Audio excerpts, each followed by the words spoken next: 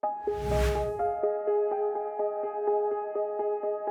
everybody, it's Elizabeth Suárez, a leadership and negotiation strategist who empowers professionals to get more money, opportunities, and recognition.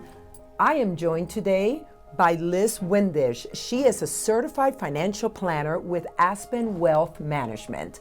Liz, thank you for joining me. Thanks for having me. Great. Liz and I have been collaborating for the past couple months on her blog about the role job offer negotiation plays when it comes to your long-term financial planning. So, I know many of us have had the opportunity to be offered a job or to get a raise. And when we get more money, the first thing we do is like, oh my God, I have more money. What can I do with it? I can maybe go on the trip that I've wanted to go to, or maybe buy a new car, buy new clothes. And the last thing on our mind is to think about long-term financial planning. Interesting enough, we don't think that when we have a job offer that we should negotiate even more money in order to help us for the long term. Did you know, Liz, that a recent study from CNBC stated that less than 40% of professionals actually negotiate a job offer? Wow.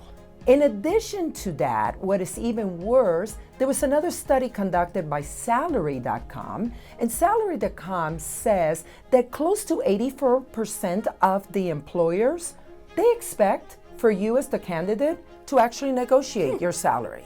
So what is going on? We actually need to negotiate this. So this is what I have Liz here to talk about, the importance of not only negotiating your salary, but the importance that when you have that extra money, how you have to think from a long-term financial planning perspective.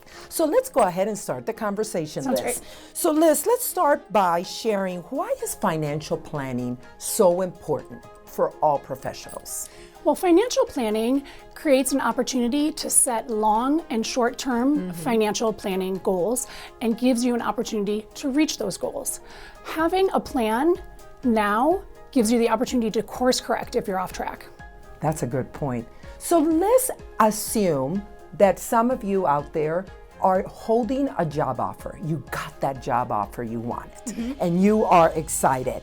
And you're saying, you know what, I'm gonna go ahead and accept it. And you haven't even thought about negotiating that job offer.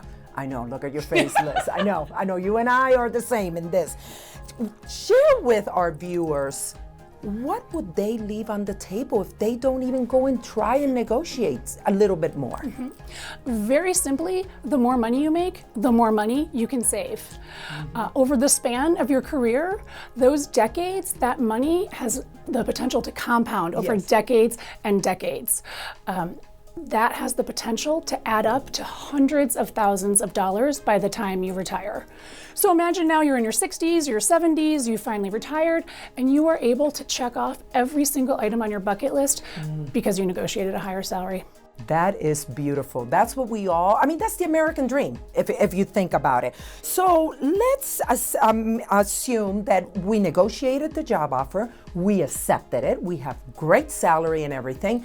Now what, Liz? What should I consider in order to make sure that I can check off all those bucket item lists in my 60s and 70s? What do I need to consider? I would say set a goal and stick to it.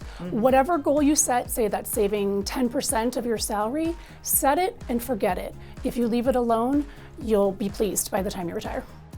Great. And how could I make sure that when I set the goal, that it actually happens? What would you recommend for me to do? Honestly, hiring a financial planner can help you determine reasonable goals and help you stick to them. Okay. It puts a structure around one of the most important aspects of your life, and that's your finances. You know what? I am in agreement with you. It's that accountability that you know that financial planner is going to give you that call. It's going to place that call and you have to answer to him or her. So great point. So you have shared some amazing information and very important information. Before we go, what would be the one thing you will recommend for our viewers to keep in mind when it comes to financial planning? I think the one easy step that your viewers can take care of today is to check their 401k, or if they don't have one, to set up a 401k or an IRA. check your asset allocation, make sure it's in line with your goals, and make sure that you are contributing at least as much as any potential company match. That's a great point. Only imagine when you get a job offer and you ask for a little bit more and maybe they give you an extra 1% or 2%. Imagine how that extra 1% to 2% will be compounded. That's all you have to think. Let's think long term. I would like to now hear from all of you. Can you share, have you ever negotiated a job offer, and while you were negotiating the job offer, did you keep in mind that long-term financial planning that we've been talking about here? Thank you for watching, and I'll see you next time.